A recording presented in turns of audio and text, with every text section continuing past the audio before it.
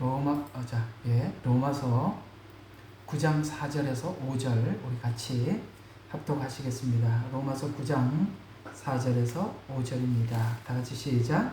그들은 이스라엘인들이라 그들에게는 양자됨과 영광과 언약들과 율법을 주심과 하나님을 섬김과 약속들이 있고 조상들도 그들의 조상이며 육신으로는 그리스도께서 그들에게 나셨으니 그는 만물 위에 계셔서 영원히 송축받으실 하나님이시라. 아멘.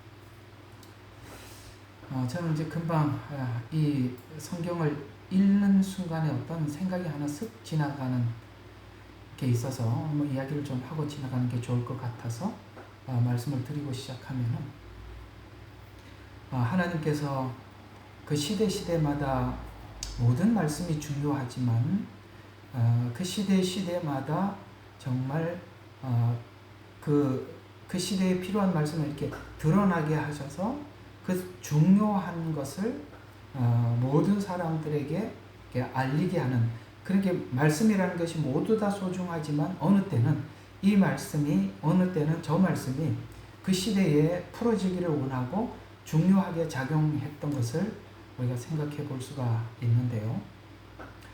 이렇게 한번 설명을 하면 여러분들도 함께 공감하시리라 생각이 듭니다만, 한국교회가 처음 세워졌을 때는 성경에 나와 있는 많은 기적들과 이적들, 기사들, 예를 들어서 많은 사람들이 전쟁의 공포로 인해서 귀신이 많이 들려 있었고, 또 전쟁으로 인해서 오랫동안 질병으로도 많이 고통을 받았던 시간을 보내었었습니다. 그래서 아시다시피 우리 초창기에 한국 기독교에 이름 있는 목사님들의 이야기를, 그분들의 사역을 대략 보면 많은 분들이 부흥회를 통해서 많은 분들에게 또 이렇게 병 고치는 역사, 그 다음에 귀신을 쫓는 역사, 그런 종들이 절실하게 필요했던 시기가 아마 한국교회가 처음 시작될 무렵에 그랬던 것 같습니다. 물론 그 전에 하나님 앞에 일제치하 때나 6.25 동란 때는 그런 분들보다는 하나님 앞에 그 말씀의 지조를 지키고 그 다음에 자기 신앙을 굽히지 않고 마지막 순교의 길까지도 마다하지 않고 걸어가셨던 그런 분들을 통해서 교회를 지켜오셨고, 그 다음에 그런 동난이나 많은 전쟁으로 인해서 고통을 받고 난 이후에는 치유와 기적과 이런 일들로 인해서 또 한국교회가 거기에 많이 필요했었고요. 그 다음 하나님께서 움직인 역사가 뭐냐라고 봤을 때 보면, 이제 하나님께서 성경의 눈을 여시기 위해서 한동안 한국교회는 성경 공부를 아주 열심히 한 적이 있으시죠. 아마 여러분들 지난날 계속 교회를 다녀보셨던 분들이라면 제가 하는 말을 함께 공감하리라 생각이 듭니다. 그러다가 한동안 또 다시 찬양이 유행처럼 번지다가 지금은 어떤 거냐? 지금은 옛날에 배웠던 그렇게 중요해 보이지 않아 보이는 교리, 오늘은 이 교리라는 문제. 왜냐하면 그때 기적의 역사가 필요하고 성경 공부가 필요하고 이럴 때는 깊이 있게 교리를 배울 만큼 그 필요성을 느끼지는 못했었습니다. 그러나 지금 현 시대를 보면 성경이 어떤 방향을 향해서 가고 그 다음에 어디가 성경이 말하는 도착 지점인지를, 이걸 먼저 우리 흔히 교리라 이렇게 표현을 그냥 제가 쓰는 말로 그냥 쓰겠습니다. 그 다음에 성경이 목적하는 바가 무엇이며 또 어떤 방법으로 걷고 그곳까지 가야만 하는가, 이건 사실 옛날에 그다지 중요하게 다뤄지지 않았던 부분입니다. 그죠? 성경 공부할 때 간단하게 1, 2, 3, 4주 정도 그냥 공부하는 걸로 지나가 버렸었는데, 지금 시대는 제가 볼 때는 이제 정확한 분별을 위한, 그러니까 진리와 비진리를 분별하기 위한 정확한 말씀을 알아야 하는 지금 그 시대에 접어 들어온 것 같아요. 맞죠? 왜냐하면 마지막 때 이 인재앙을 보면 첫 번째 인이 흰 말을 타고 나타나잖아요. 그게 미혹이거든요. 그러니까 지금은 우리 모두 다 미혹의 시대에 살아가고 있습니다. 거짓 선지자들이 많이 나타나 있고 너무나도 많은 다양한 것으로 사람들을 속이고 교묘하게 위장해 오기 때문에 이제는 이 교리가 빛이 날 수밖에 없는 시대가 오지 않았나라는 생각이 듭니다. 그러다 보니까 오늘도 이 교리적인 부분들을 여러분들과 함께 많이 나누게 되고 또 이것이 얼마나 중요한지 그 중요성을 우리가 지금 굉장히 피부로 와닿을 만큼 지금 우리가 느끼고 있는 그런 시대에 살아가고 있지 않나. 그래서 지금은 이 교리가 그렇게 중요한 시대인 것 같아요. 그래서 이런 내용들을 또 하고 또 하고 또 하고 이게 왜 이렇게 또 하나 싶지만 저도 모르겠습니다. 하나님 계속 이걸 하라고 그래서 하는 거니까 저보고 너무 뭐라 그러지 말아주세요. 하나님께서 이걸 좀 계속 해야 한다고 자꾸 그렇게 주셔서 이렇게 설교 준비를 하면 꼭 하나님께서 오늘은 이 내용, 내일은 저 내용 이렇게 하는데 다 비슷비슷해 보이는데 그게 그렇게 중요한가 봐요. 그렇게 계속 하는 거니까 계속 하더라도 하나님께서 계속 하라고 할 때는 중요하니까 그런가 보다라고 생각하고 함께 들어주셨으면 감사하겠습니다. 자, 오늘은 대체 신학이 들어와서 어떤 일이 일어납니까? 참 우리가 이게 참 이 그림이 단순하지만 너무 할 얘기가 많은 이야기들이잖아요. 이게 말씀이 무엇이냐라는 것을 이 그림 하나로 다 설명하는 거거든요. 그러니까 여기 성막의 여러 가지 기구들 중에 말씀이 뭐냐라고 설명하는 게 요 그림이 사실 말씀이 무엇인지를 설명해 주는 그림이거든요. 그렇게 보면 이게 뭐 이렇게 말씀을 설명할 만큼 그렇게 내용들이 많죠. 이렇게 몇 시간을 우리가 여기 붙잡고 하고 있잖아요. 아직도 얼마나 더 할지는 모르겠습니다만 그럴 만큼 이 내용이 할 얘기가 많은 겁니다. 근데 오늘 계속 우리가 이게 몇 시간째 요 두 촉을 이야기하고 있어요. 이 기둥 요 부분은 오늘 또 할 겁니다. 어떤 부분을 하느냐면 이 대체 신학이 들어왔다는 것은 이 두 축, 그러니까 두 축이 이게 하나로 묶어버리는 거예요. 이 둘이라고 인정하지 않는 겁니다.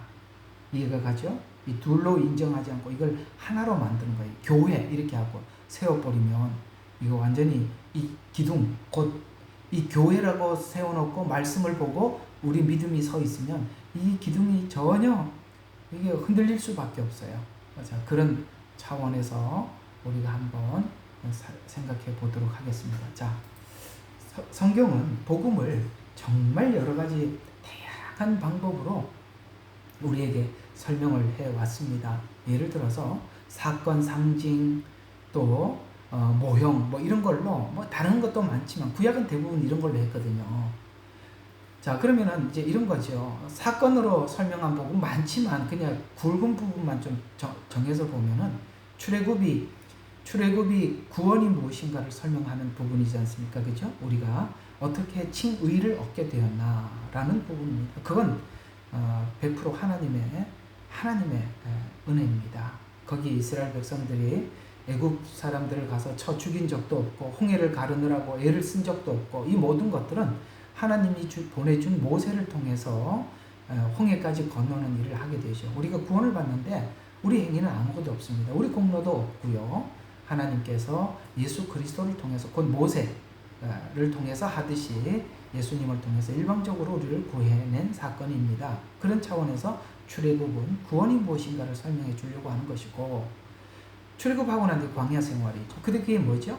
성화. 자, 우리가 가나안 땅을 목적으로 갖고 있지만 천국을 목적으로 갖고 있지만 뭡니까? 가기 전에 필연적으로 광야라는 삶과 과정을 거쳐서 우리가 하나님 앞에 성화되어야 한다라는 것을 이 사건으로 곧 광야 생활을 통해서 설명해 주고 있죠. 이제 가나안 땅에 들어갔던 이야기는 좀 빼고 그 다음에 이게 참 큰 사건이 하나가 있는데 구약 성경의 3분의 1 이상을 차지할 만큼 광범위한 주제가 또 바벨론 포로 사건입니다. 그게 예언서 안에 전부 다 포함되어 있는 이야기이기도 하죠. 이건 뭡니까? 하나님은 죄의 심판과 심판이지만 그것은 이스라엘 백성들, 우리가 이제 성경을 가지고 다 알고 있으니까, 그렇죠? 다 알고 있으니까 이스라엘 백성들 관점에서 보면 하나님 앞에 죄에 대한 심판이지만 실제 그 심판이 이스라엘 백성들의 성화로 이어져 있는 사건이었다라고 우리가 이해하고 있죠. 여러분 거기까지 알고 계시죠?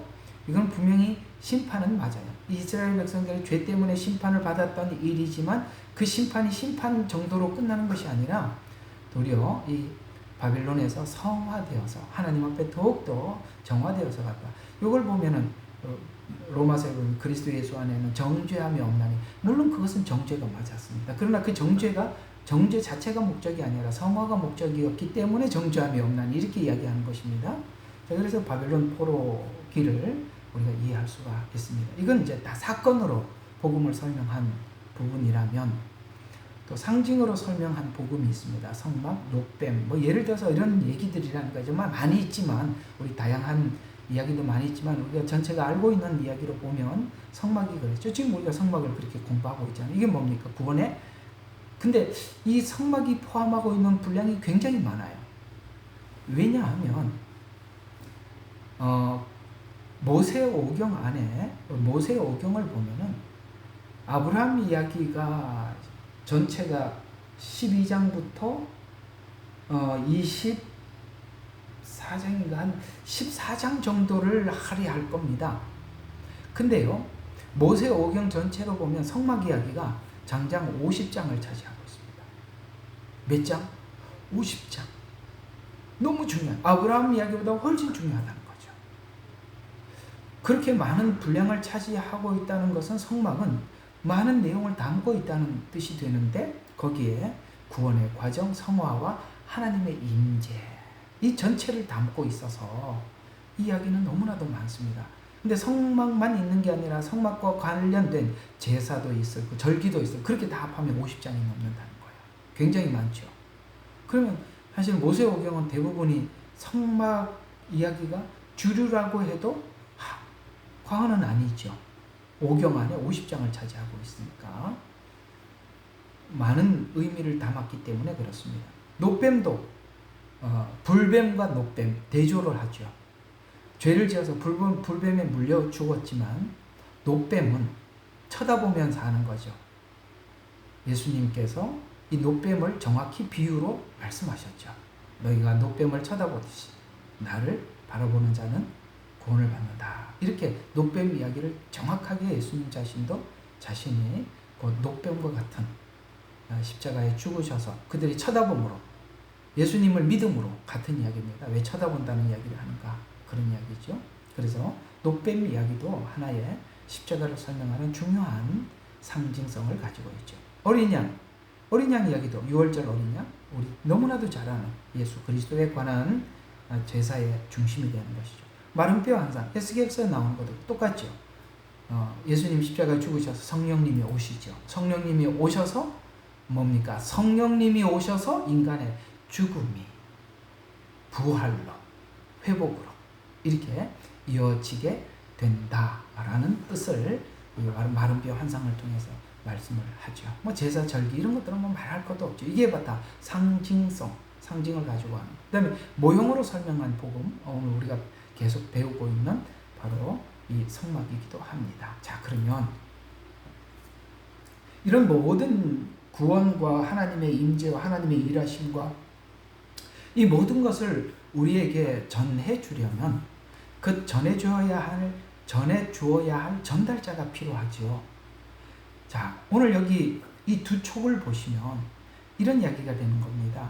자, 모든 것을 전달하는 자가 누구죠? 이스라엘이 이걸 전달을 했고, 전달받는 자가 누굽니까? 교회입니다. 아시겠어요? 이게 둘 다라는 거죠. 그래서 여기 이제 아까 그림에 보면 이 두 개 쪽, 하나는 이스라엘, 하나는 교회. 이런 이야기가 되는 것인데요. 여기 있는 이 관계가, 이 둘의 관계가 어떠냐? 근데 이 둘은 따로 떨어져 있지만 이 뭐죠? 이 기둥이 이 촉에 꼽히는 순간 둘은 하나가 되죠. 그림을 보세요. 맞죠? 이 둘이에요. 그러나 이게 기둥이 여기 꼽히는 순간 뭐가 되냐? 하나가 되죠. 요 기둥은 뭐가 됩니까? 요것은 예를 들어서 구약, 신약, 그 다음에 요거는 유대인, 이방인입니다. 그럼 요 기둥은 교회거든요. 교회거든요. 그러면 이 교회는 두 개를 하나로 연결시키는 거죠. 꼽히면 하나가 되어버리는 거니까. 그 이야기가 이 이야기입니다. 자, 이 그림을 보면서 이 얘기를 한번 봐요. 야, 이제 이 그림과 함께 보니까 에베소서 2장 말씀이 이 말씀이구나 하고 확인하게 되는 겁니다. 제가 이렇게 공부할 때 열심히 듣기도 하지만 한쪽으로는 계속 쓰시면서 들으셔야 돼요. 자, 한번 보십시다. 에베소서 2장 14절과 18절. 오늘 이 그림을 상상하면서 보시면 정확하게 이 그림의 의미를 이렇게 설명하고 있습니다. 자, 그는 우리의 화평이시니 둘을 하나로 만드시고 우리 사이에 가로막힌 중간의 벽을 허무드렸었으며 원수된 것 법령에 속한 계명의 율법까지도 그의 육신에서 폐기하였습니다. 이는 그 둘이 자기 안에서 한 새 사람을 창조하사 화평하게 하시고 그는 십자가를 통해서 둘을 한 몸으로 만들어 아까 여기 기둥이 촉에 꼽혔어요. 그래서 한 몸으로 만들어 하나님과 화해하도록 함이며 그 십자가로 원수된 것을 죽이려 함이라. 또 오셔서 멀리 떨어져 있던 이방인이죠. 너희와 가까이 있던 우리에게 화평을 전하였느니라. 이는 그를 통하여 우리 둘이 한 성령으로, 자, 그림, 우리 둘이, 자, 우리들, 유대인과 이방인, 둘이 한 성령으로, 요 촉이 꼽혔죠. 한 성령으로 하나님께 나아가게 하려 합니다. 이게 한 세 사람이죠. 이 그림하고 이걸 보니까 이게 과연 이 그림 안에서 이야기를, 이 그림을 통해서 오늘 에베소서 2장 14절과 18절이 이렇게 설명이 되는구나 하는 게 신비롭지 않으세요? 저는 신비롭습니다. 그래서 예수님이 오셔서 실제는 두 촉이지만 하나로 만드셨다는 거예요. 분명히 나누어져 있어요. 여기 이렇게 붙어 있지 않아요. 나누어져 있어요. 유대인과 이방인은 따로 구약과 신약이 나누어져 있어요. 예언과 성취는 나누어져 있는데 그게 둘이 예수님이 오셔서 탁 연결이 돼서 하나가 됐다. 그래서 한 세 사람. 그걸 보고 우리 흔히 말하는 one new man 이렇게 표현하는 표현이기도 하지요. 그래서 이 둘이 하나가 되어서 어떻게 됐느냐. 19절부터 22절 좀 더 봐요. 그러므로 자, 이게 이제 예수님이 오셔서 두 촉을 딱 꼽는 바람에 무슨 일이 생겼냐. 그러므로 이제부터는 너희는 더 이상 나그네 타국인도 아니요 오히려 성도들과 같은 시민이며 하나님의 가족이 되었다. 너희는 사도와 선지자의 기초. 야, 그러면 한번 이 촉 봐요. 한쪽은 뭡니까? 구약은 선지자, 한쪽은 사도. 그럼 왜 성경은 그러면 이렇게 선지자 그러면 구약, 신약 그럼 사도 그러면 신약 이렇게 생각 맞아요.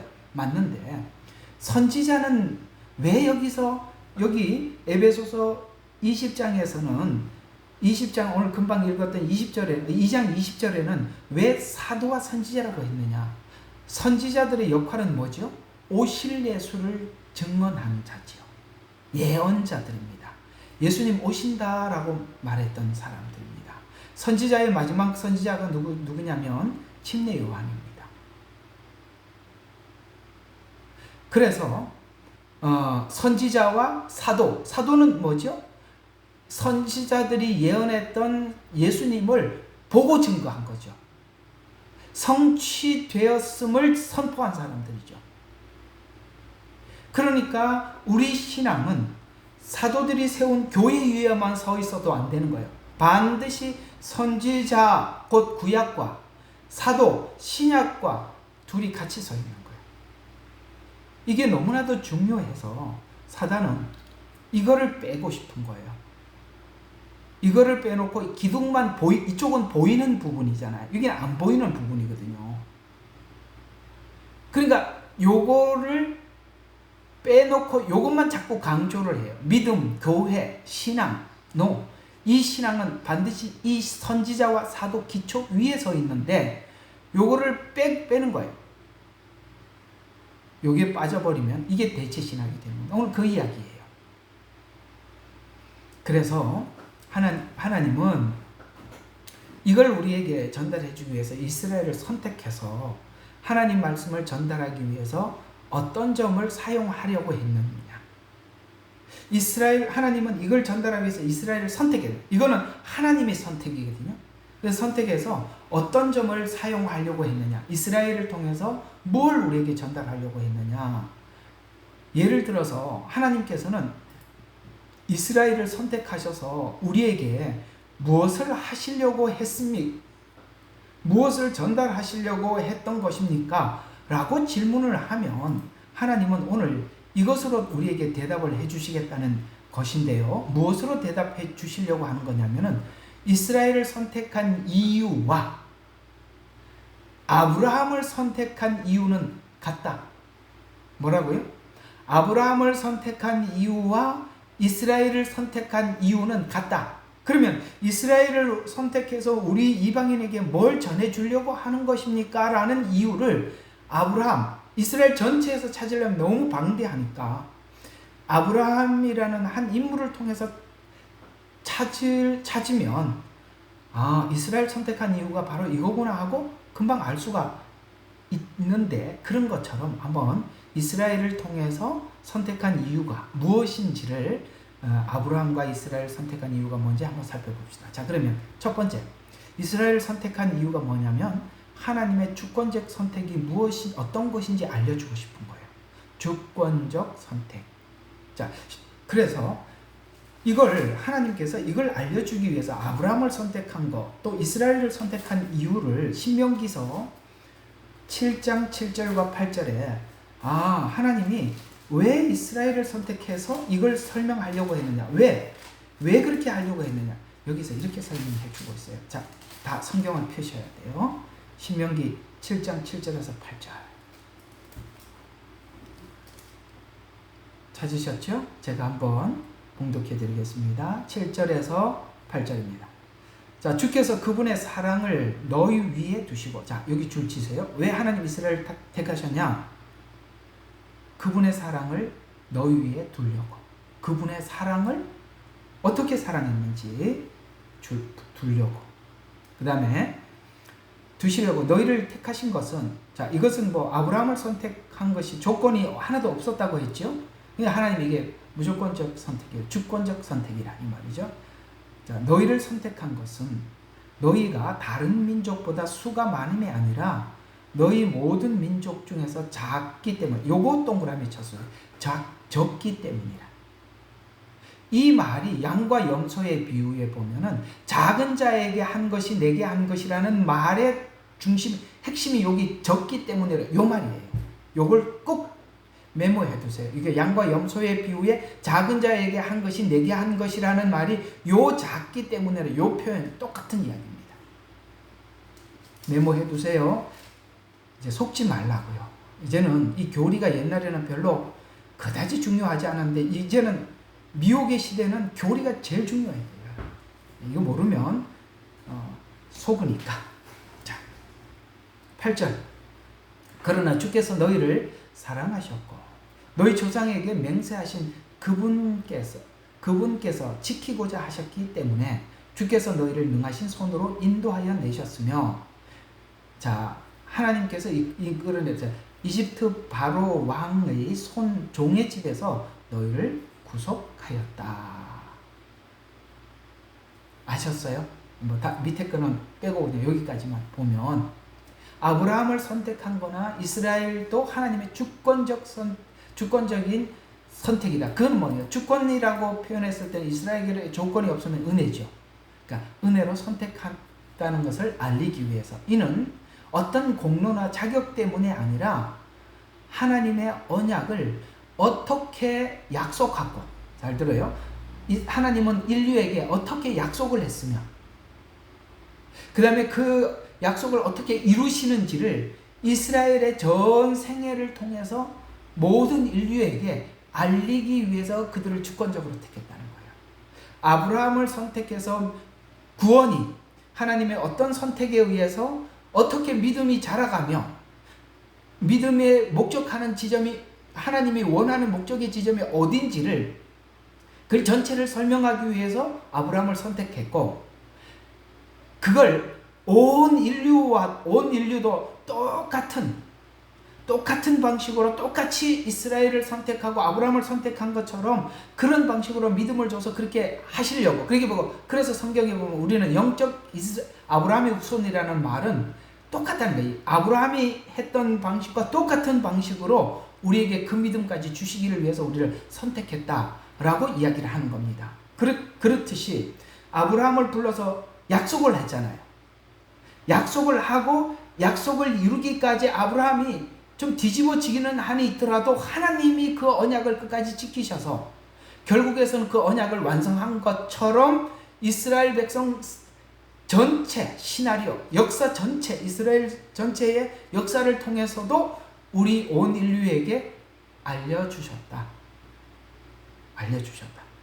그래서 우리는 하나님이 어떤 분이십니까? 어떻게 약속하시고 어떻게 성취하십니까를 뭘 통해서 성경을 통해서 알죠. 그러나 사실은 성경은 이스라엘 역사죠. 이스라엘 역사는 하나님이 우리 인류에게 어떻게 일하시나를 알려주는 것이죠. 세상 사람들은 성경을 보면 우리나라 역사도 배우기 힘드는데 왜 이스라엘 역사를 배우려 하냐 이렇게 생각하지만, 우리는 이게 이스라엘 역사를 배우는 게 아니라 하나님이 인간에게 어떻게 하시나 이렇게 보기 위해서 본다 이 말입니다. 그걸 우리에게 알려줘야 되니까 작은 이스라엘을 선택해서 온 인류에게 하나님이 어떠하심을 알려주기 위함이다. 그래서 주권적 선택이 어떻게 선택을 해서 어떻게 믿음을 주고 그러는지 그래서 이스라엘 백성들에게 이걸 다 줬다는 거예요. 아까 읽었던 로마서, 하나님께서 뭘 주셨다 그랬어요? 이스라엘에게는 뭐가 있어요?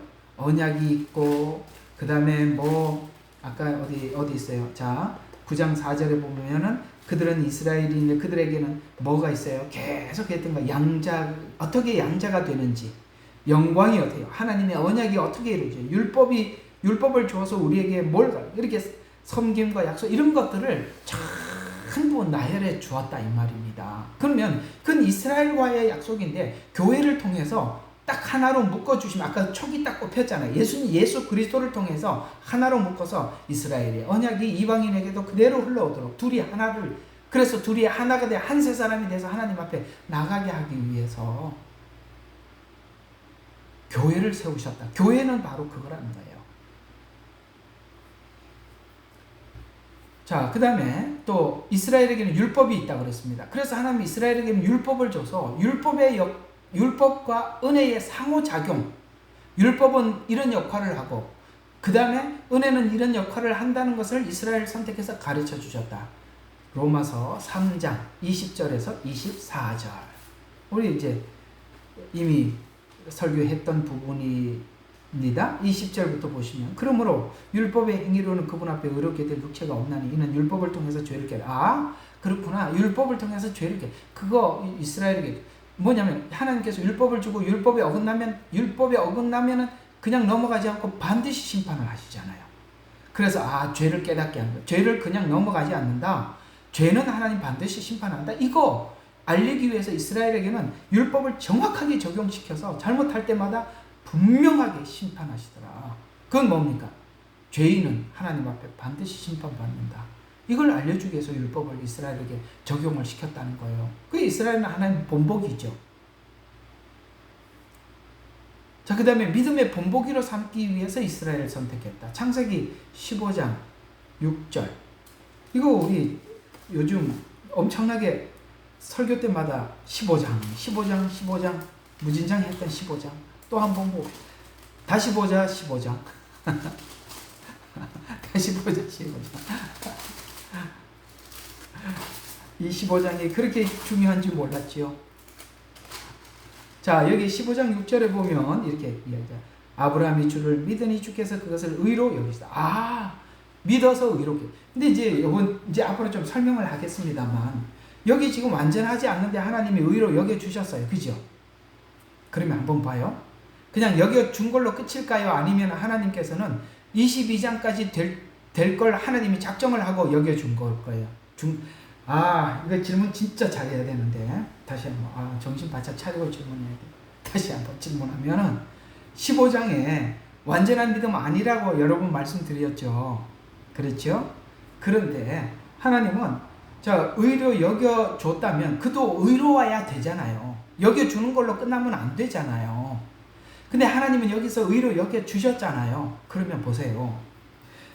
하나님이 22장에 가서 그런 완전한 믿음을 갖기까지 하나님은 이미 그 아브라함을 인도하여서 그 믿음을 가질 때까지 인도하기로 이미 하나님이 예정하시고 여겨주신 거예요. 진심으로 오늘 아브라함이 하나님을 믿으니라는 요 표현이 입으로만 떠들어대는 거짓말의 믿음이 아닙니다. 아브라함이. 요게 사람들이 놓치는 부분인데, 믿어서 의롭게 됐어요. 끝! 이게 아니라 아브라함의 여기 이 믿음은 진심이 담겨있고 전부가 담겨있는 것입니다. 그 진심의 믿음 위에 하나님은 아브라함을 인도하셔서 결국에는 22장의 완전한 믿음이 될 때까지 쭉 간다 이 말이에요. 그래서 15장의 이것이 그냥 입으로만 떠들어대는 믿습니다가 아니라는 거예요. 로마서에 보면 마음으로 믿어 의에 이르고, 여기 보니까 15장 6절, 창세기 15장의 6절을 보세요. 자, 로마서에서는 마음으로 믿어 의에 이른다 그랬어요. 그러면 봐요. 주께서 믿으니 주께서 그것을 의로 여기셨더라라는 이 말을 로마서에 마음으로 믿어 의에 이르렀다는 말과 연결을 시켜보면, 아브라함이 주를 믿으니는 이 말은 무슨 뜻이죠? 마음으로 진심으로 믿었다는 거예요. 로마서대로 정확히 연결시키면. 여기서 사람들이 우리 사람이 듣는 거는 다 속을 수 있어요. 그죠? 믿습니다가 마음으로 안 믿고 그냥 천국 가려고 믿습니다, 이렇게 한 것과 하나님 앞에 진심으로 믿었으니라는 그건 하나님만이 아는 부분이라 이 말이에요. 그래서 진심으로 마음으로 믿은 사람은 자기가 앞으로 실수를 하더라도 하나님을 계속 붙잡아요. 왜? 여기 이 고백이 가짜가 아니거든요. 여러분과 제 신앙생활 속에서 쭉 함께 따라온 게 뭐냐면, 하나님께서 내가 하나님 앞에 믿음이라는 고백을 했을 때 이 고백이 지금까지 여러분과 저의 삶 속에 진짜 거짓 고백은 아니었다는 거예요. 우리가 넘어지고 실패하고 부끄럽더라도 그 믿었던 하나님을 계속 붙잡아 나가는 것이 오늘 15장에 진짜 하나님을 믿었던 사람은 오는 거예요. 자, 예를 들어서 우리 한번 봅시다. 애들을 정말 고칠 게 많아서 혼내줘요. 그러면 맞을 때는 아파가지고 맞을 때는 막 괴롭고 막 그렇게 하더라도 이분이 진짜 나를 사랑하는 내 어머니요, 내 아버지라고 믿는 사람은 맞건 안 돼도 품에 안기는 게 정상이죠. 오늘 여기 아브라함의 15장 6절에 있는 이 고백은 그냥 말로만 믿습니다가 아니라 이 말이에요. 왜요? 자기가 실수하고 난 뒤에도 어떻게 합니까? 하나님 앞에 계속 올인하잖아요. 여기 있는 이게 마음으로 믿어서 의에 이른 겁니다. 그 다음에 그 사람은 입으로 시인하는 데까지 간다 이 말이에요. 입으로 시인하는 것은 아브라함이 입으로 어떻게 시인을 했냐면 22장에 이삭을 드리는 것이 시인하는 거예요. 그러면 로마서에서 마음으로 믿어 의에 이르렀다는 말은 오늘 아브라함대로 하면 15장 6절이고, 입으로 시인했다는 말은 22장이거든요. 왜냐하면 로마서는 로마에 보내는 서신이에요. 여러분 아시다시피 로마에 있는 기독교인들은 상상할 수 없는 핍박을 받았습니다. 자기가 그리스도인이라고 고백하는 순간 사자밥이 될 수도 있고, 아시죠? 콜로세움의 모든 사람의 구경거리가 되었어요. 죽음의 구경거리가 되었다고요. 시인하는 순간. 오늘 22장에도 아브라함이 그 믿음을 시인하는 것입니다. 여기 이 마음으로 믿어라는 이 부분은 사람은 깜빡 속을 수 있어요. 믿습니까? 그럼 네, 믿습니다. 그게 어떤 시인인지는 우리는 모르지만 하나님은 아시는 거죠. 그래서 진정한 신앙 안에는 거짓이 없는 거예요. 그래서 믿음의 본보기. 그래서 아브라함이 믿어서 의롭다는 것은 마음으로 믿은 것이다. 그래서 이스라엘 역시 믿음으로 하나님의 언약 안에서 서야 한다는 메시지를 담아서 모든 민족이 믿음으로 구원받는 길을 아브라함을 통해서 이스라엘 전체 역사를 통해서 배운다 이 말입니다. 그게 갈라디아서죠. 갈라디아서 3장. 사실 여러분들이 지금 이 배우고 있는 이 부분이 계속 배우신 분들이야 크게 어렵지 않을 수 있으시지만 최근에 들어오셔서 시작하신 분들은 어려울 수 있습니다. 그러나 제가 여러분 최소한 3개월만 지나면 귀가 열리니까 그때까지 그저 여러분들이 예습하고 복습하고 애는 쓰십시오. 그러면 반드시 점점 깊어져 갑니다. 점점 더. 여기 누가 점점 더, 참 제목이 좋아요. 점점 더 깊어갑니다. 이게 지금 이렇게 연결시키는 것이 참 얘기 그만하고 반대로 세지 말고 자 3장 7절에서 9절 한번 봅시다. 이런 이야기가 나오죠. 이러므로 너희는 믿음으로 난 사람들이 아브라함의 자손임을 알라. 지금 아브라함을 선택해서 믿음이 무엇인지 설명을 하고 이것이 믿음으로 난 사람들은 아브라함처럼 이렇게 자라가는구나. 이렇게 믿음의 정상에 서는구나. 그래서 너희 믿음으로 난 사람은 아브라함의 자손임을 알라. 성경은 이방인 하나님께서 이방인들을 믿음으로 말미암아 의롭게 하실 것을 미리 보고 먼저 아브라함에게 복음 전파기를 아시겠어요? 샘플로 미리. 그래서 전파기를 내 안에서 모든 민족이 복을 받으리라 라고 했다는 거예요. 지금 유대인들이 이해하기로는 자기들은 혈통적 아브라함의 후손이라고 생각해서 영적 후손이라고 생각을 하는데 아니요. 성경은 아브라함과 같은 영적 후손을 이야기한 겁니다. 그래서 하늘의 별이라고 한 거예요. 자, 그러므로 믿음으로 난 사람들은 믿음이 있는 아브라함과 아까 더불어 이 그림 다시 올라가 봐요. 아브라함의 후손들은 아브라함과 더불어 둘이 더불어 꼽혀서 이 더불어민주당이 이 성경에 있는 이 더불어를 가지고 간 거예요.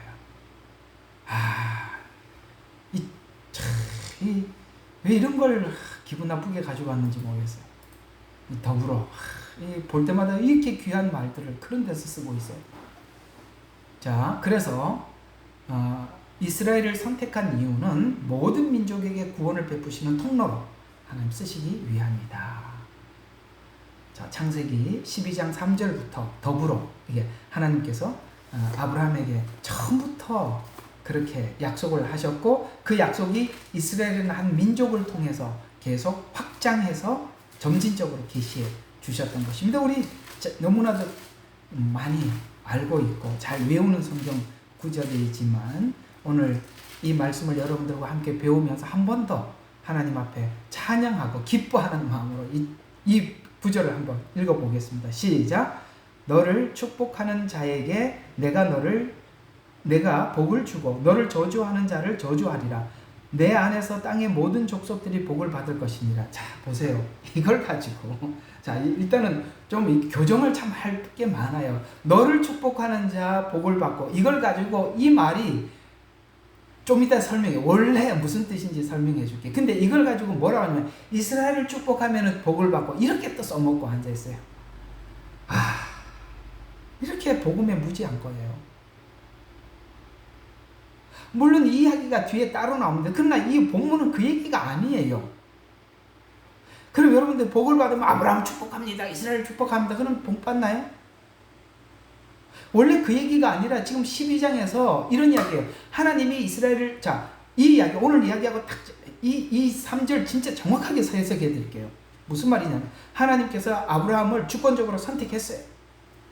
그리고 그가 하나님을 믿게 만들어서 믿어서 의롭게 되었어요. 그리고 그 믿음의 정상에 서기까지 하나님이 계속 어떻게 일했는지를 아브라함을 통해서 설명했어요. 이렇게 일하시는 하나님을 축복하는 자, 아브라함을 축복한다는 말은 하나님이 이렇게 선택해서 이렇게 믿음을 주고 이렇게 세우는 것을, 이 하나님이 일하시는 방식을 믿고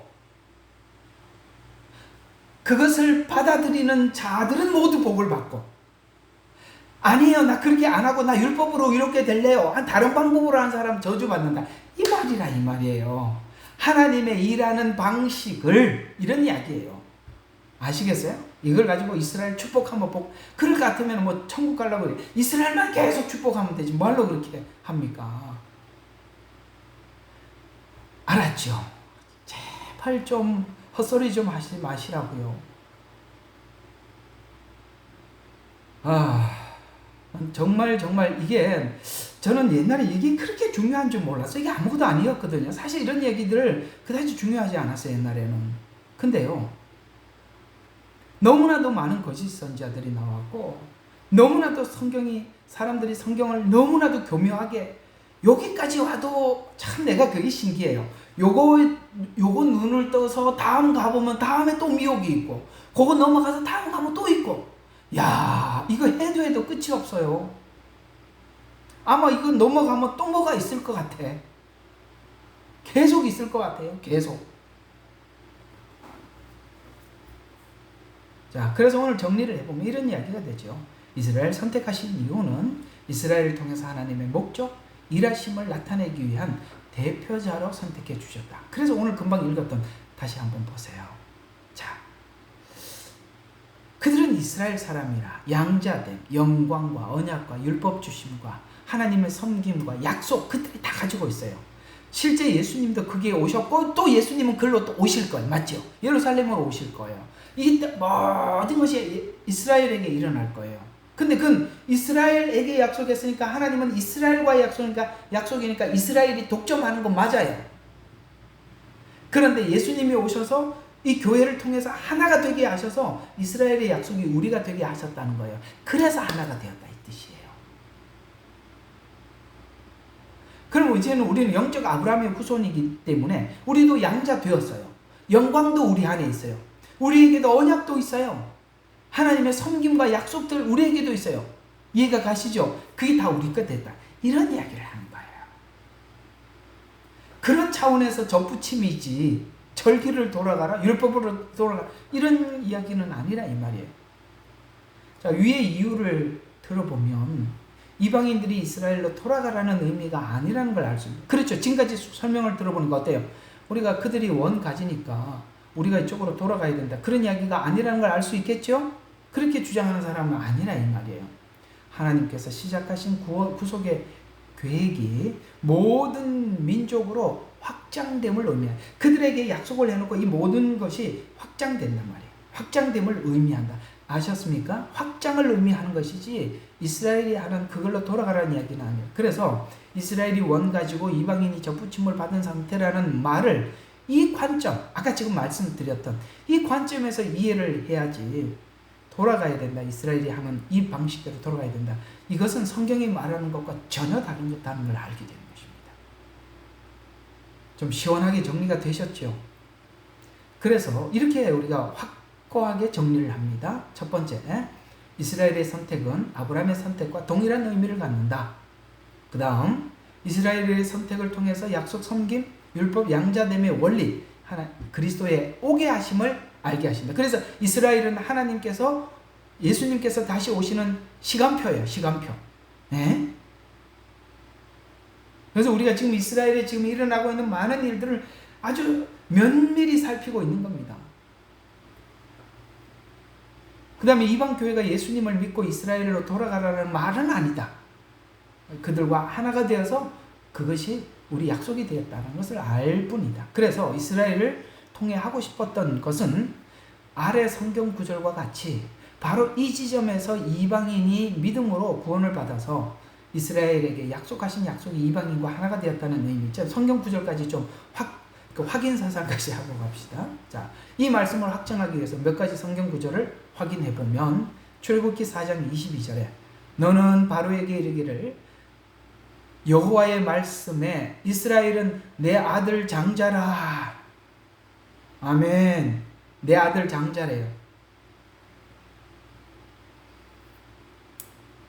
이 구절은 하나님께서 이스라엘을 자신의 장자라고 부르셨다고 말씀하고 있습니다. 또 신명기 7장 6절과 8절 너는 여호와 내 하나님의 성민이라. 여호와께서 너를 택하신 것은 너희를 사랑하셨기 때문이라.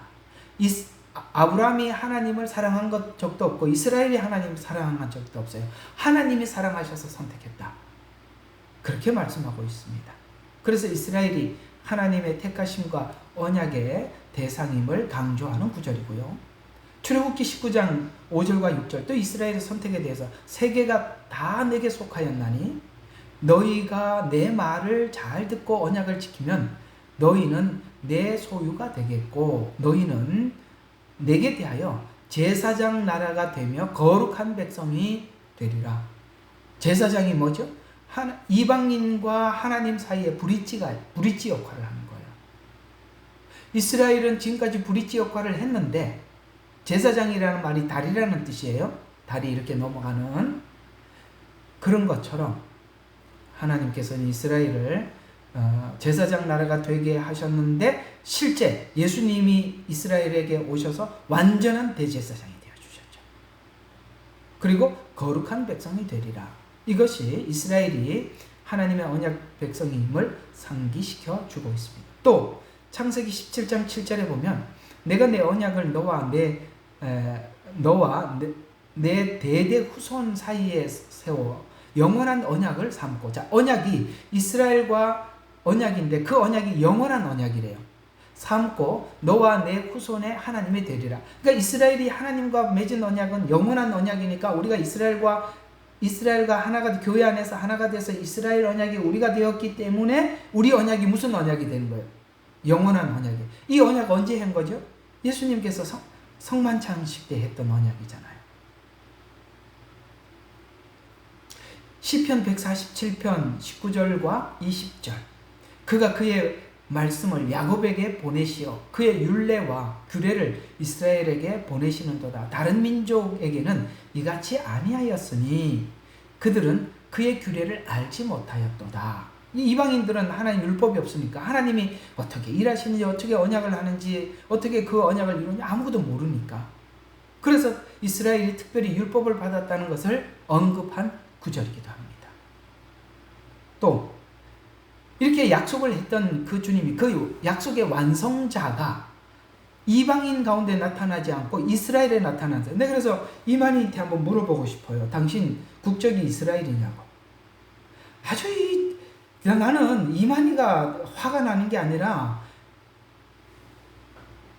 이제 좀 이렇게 하면 이게 말이 거칠어지니까 정말 이게 너무 비참해요.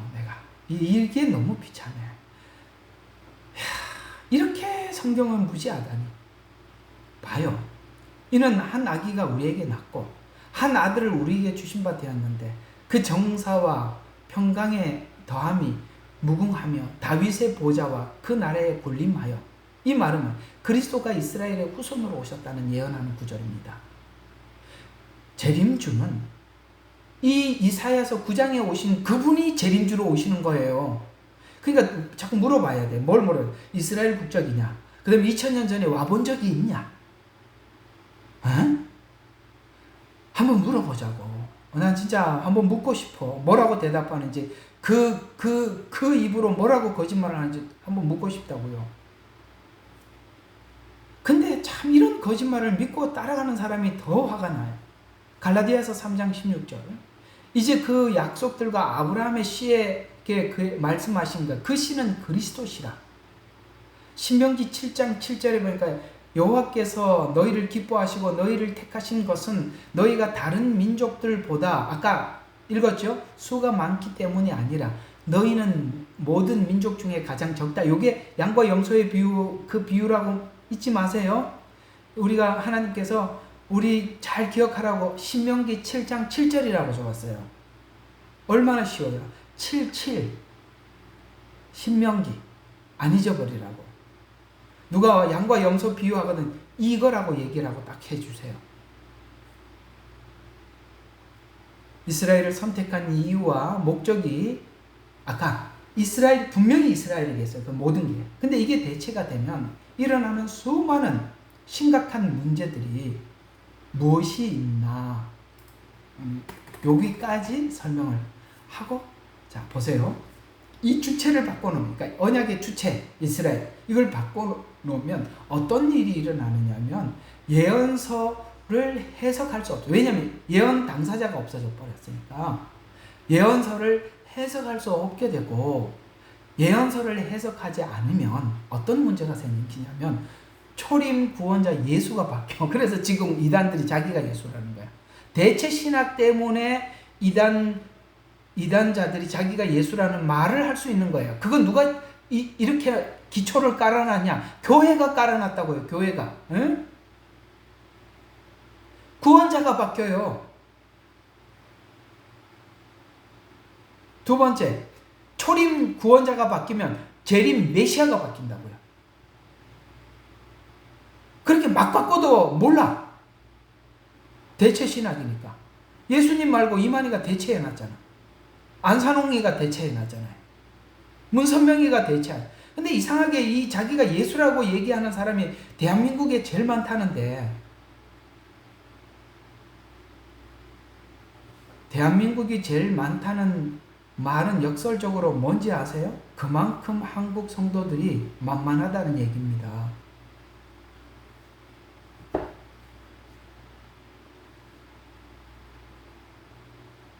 자, 구원자 메시아가 마음대로 바뀌고 이단이 마음대로 활동해도 이 대체 신학이 딱 들어와 있으면은 알아낼 방법이 없고 찾아낼 수가 없어요. 이스라엘에 대한 예언들이 교회로 옮겨지면 원래 예언의 대상과 목적이 왜곡됩니다. 예언의 주체가 이스라엘인데 이스라엘이 없어지면 예언서를 해석할 수 없게 돼요. 그래서 제가 그러죠.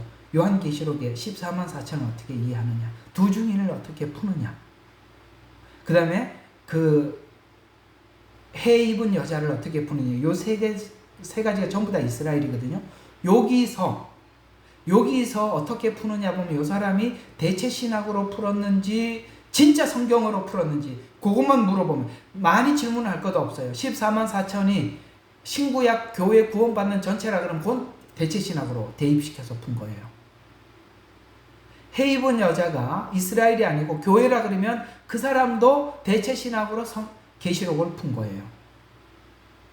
두 증인 중에 하나는 이스라엘이 분명합니다. 거기서 이스라엘이 빠지면 그 사람도 되죠. 그러니까 세 개만 물어보면 돼. 많이 물어볼 것도 없어요. 아시겠어요? 그 세 개 중에 이스라엘이 빠져버린 그 사람은 지금 대체 신학으로 요한계시록을 해석한 거기 때문에 그거는 그대로 싸서 그대로 쓰레기통에 버리면 보지 마세요. 그 보면 안 돼. 어디로 버리라? 쓰레기통 중에서 제일 지저분한 데 버리는 데다 버리라고. 다시는 보지 마세요. 괜히 하는 말이 아닙니다.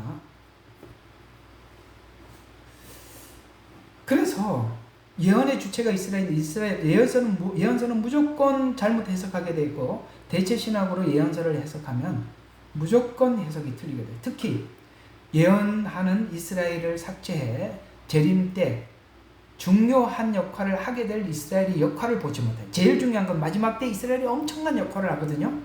원래 초림 때도 이스라엘이 역할을 엄청나게 12사도가 전부 다 이스라엘이에요. 엄청난 역할. 너희는 가서 이 말을 그때 이 말을 들은 사람이 누구예요? 여기 이방인 아무도 없었어요. 그 다 제자들이에요. 너희는 가서 모든 족속으로 제자를 삼고, 이거 지금 예수님이 제자들 이스라엘 사람들에게 한 말이에요. 마찬가지로 그들이 전한 복음을 가지고 온 이방인들이 주님 앞에 돌아와 구원을 받듯이 마지막 때도 이스라엘 역할은 굉장히 중요하게 나타나는 것입니다. 그래서 이스라엘 마지막 때 주자가 이스라엘이라는 걸 놓치게 된다 이 말이에요.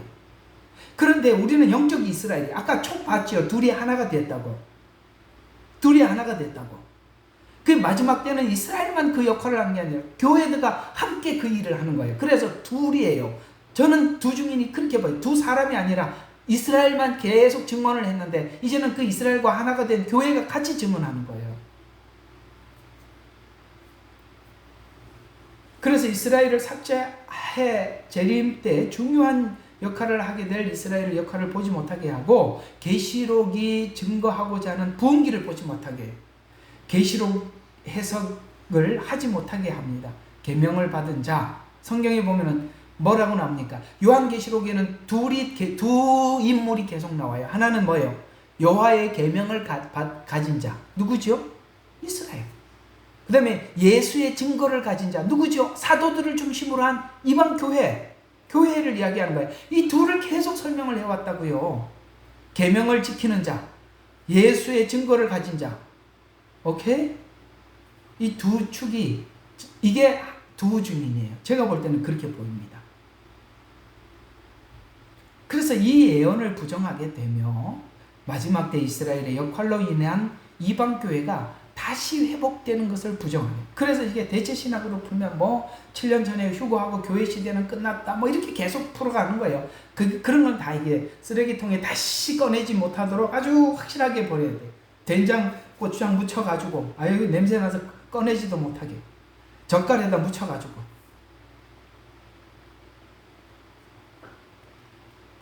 자, 오늘 좀 이야기들을 정리를 해드리겠습니다. 너무나도 교리가 절실한 시대를 우리가 살아가고 있어요. 사실 우리는 옛날에 이 교리가 그렇게 이걸 굳이 배울 필요가 없던 이스라엘과 교회 역할 그래 내가 그냥 예수 잘 믿고 하나님 잘 섬기면 되지. 맞아요. 예수 잘 믿고 하나님 잘 섬기려고 하니까 우리가 엉뚱한 예수를 붙잡도록 자꾸 가짜 예수를 자꾸 갖다 주는 거예요. 그래서 지금은 이런 메시지가 너무 중요한 거예요. 저는 정말 감사해요. 하나님께서 이런 메시지들을 참 오랫동안 준비하게 하셔서 이게 지금까지 그렇게 어필이 안 되는데 이게 이렇게 중요하게 어필되도록 참 준비시킨 것도 감사하고 우리가 모두 이 메시지가 드디어 이렇게 살아서 움직일 만한 시대를 우리가 만난 거예요. 저는 그렇게 보여요. 네, 여러분 정말 이 에베소서에서 바울이 에베소 교인들을 향해서 기도하듯이 하나님께서 여러분들의 귀를 열어서 하나님의 그 말씀의 높이와 넓이와 깊이가 어떠한지를 하나님 깨달아 주시기를 간절히 기도하고 바래 봅니다. 기도하고 마치겠습니다. 하나님 아버지 감사합니다. 은혜를 베풀어 주셔서 정말 감사합니다. 아버지 하나님, 지난날 우리가 한 번쯤 그냥 배우고 지나가야 될 이런 내용들이 지금 이렇게 중요한 시기를 맞이하였군요. 하나님의 말씀이 때로는 기적으로 역사하시고 때로는 또 어떤 말씀이 필요할 때가 있는데 지금은 무엇보다 이렇게 하나님께서 말씀해 주셨던 유대인과 이방인과 관계, 율법과 은혜의 관계, 신약과 구약의 조합, 이런 부분들이 얼마나 중요하게 작용하고 있는지요. 하나님 또한 그 시간이 되고 그 시점이 되어서 더 깊이 말씀해 주시고 열어주심을 더더욱 감사를 드립니다. 사랑하는 성도들에게도 이 말씀을 들을 수 있는 지혜와 명철과 귀를 주실 줄로 믿습니다. 어느 곳에도 미혹되지 않도록 저들을 꼭 십자가의 은혜 안에 붙들어 주시옵소서. 예수님 이름으로 기도드렸습니다. 아멘.